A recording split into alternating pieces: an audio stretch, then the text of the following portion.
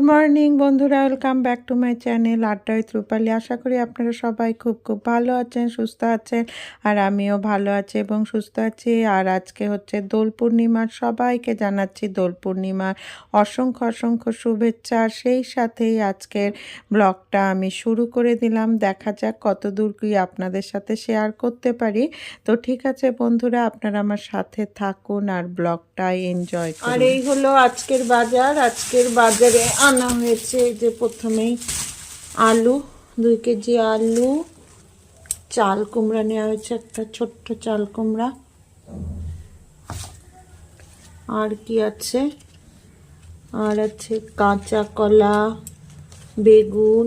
বেগুনগুলো এত ছোট ছোট, বেগুন তাহলে আরও একটু নিতে হতো। আর এই যে এখানে করলা, গাজর আর ফুলকপি। ও আর ক্যাপসিকামও, তো ক্যাপসিকামটা কই, এই যে ক্যাপসিকাম, আর একটা ক্যাপসিকাম। এই হলো আজকের সবজি বাজার।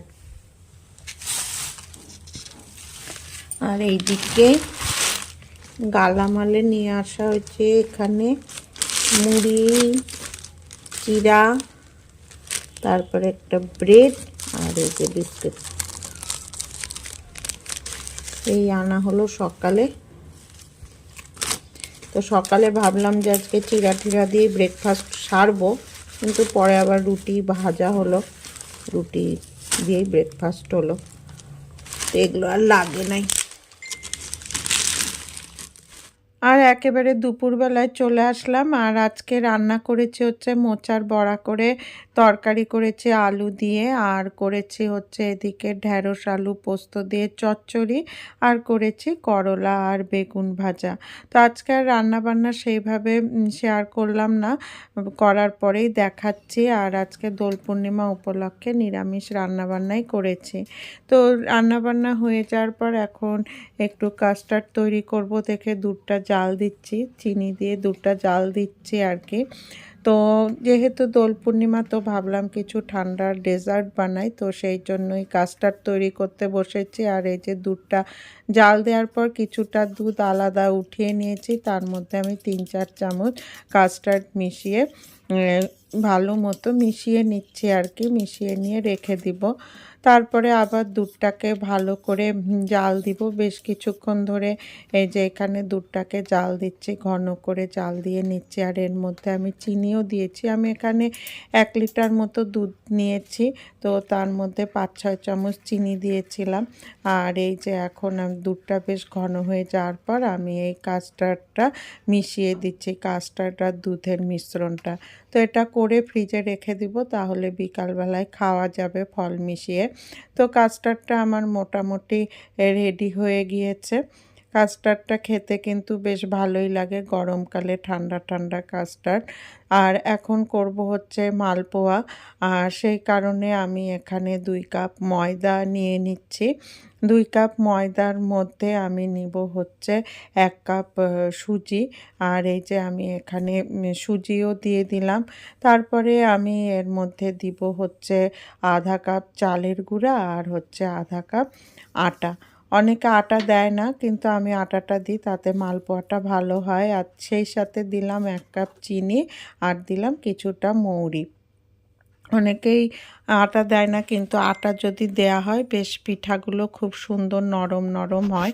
আর এই যে এখন আমি দুধ দিয়ে দিয়ে ভালো করে এই ব্যাটারটাকে তৈরি করে নিচ্ছি। আমি হাত দিয়েই ব্যাটারটা তৈরি করছি, তাতে ব্যাটারটা খুব সুন্দর তৈরি হয়।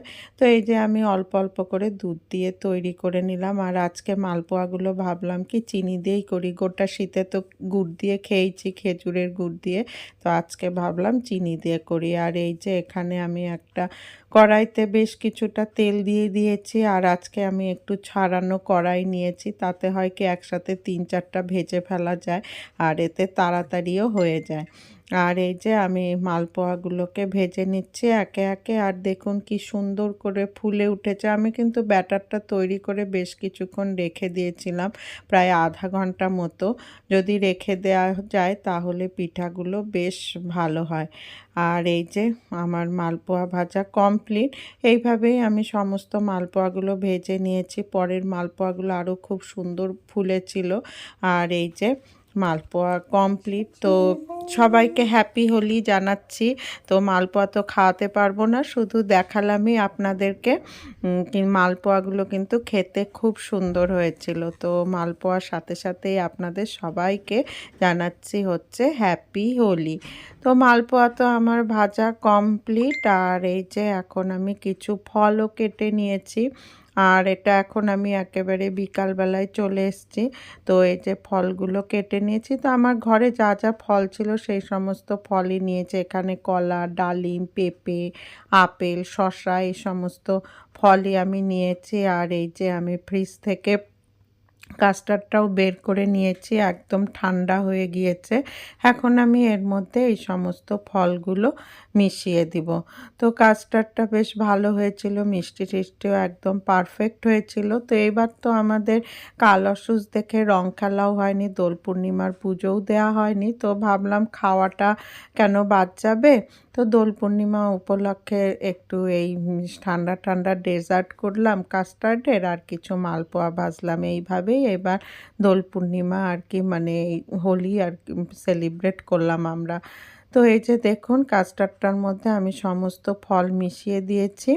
আর এখন আমি পরিবেশন করে নিব। তো বন্ধুরা আজকে আর সামনে এসে আমি ব্লগটা শুরুও করলাম না, শেষও করলাম না। তো এই ব্যাক ক্যামেরা থেকেই ব্লগটা শুরু করলাম এবং শেষও করলাম। আশা করি ব্লগটা আপনাদের ভালো লাগবে। আর আমার এই কাস্টার্ড ডেজার্ট আর হচ্ছে মালপোয়াগুলো কেমন হয়েছে অবশ্যই জানাবেন। খেতে তো মানে পারবেন না, বা আমি খাওয়াতেও পারবো না, শুধু দেখেই বলবেন কেমন হলো।